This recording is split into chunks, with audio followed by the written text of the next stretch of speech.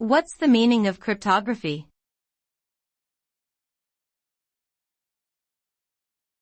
Cryptography.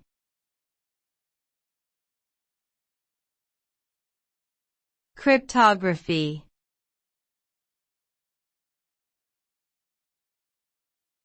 Cryptography.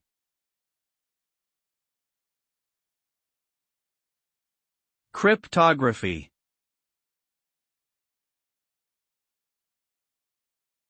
Cryptography is the practice of securing information and communication by converting plain text into ciphertext.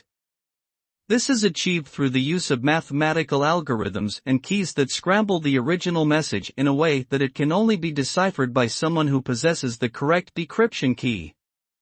The result of cryptography is an encrypted message that is difficult for unauthorized parties to understand, protecting sensitive information from theft or unauthorized access.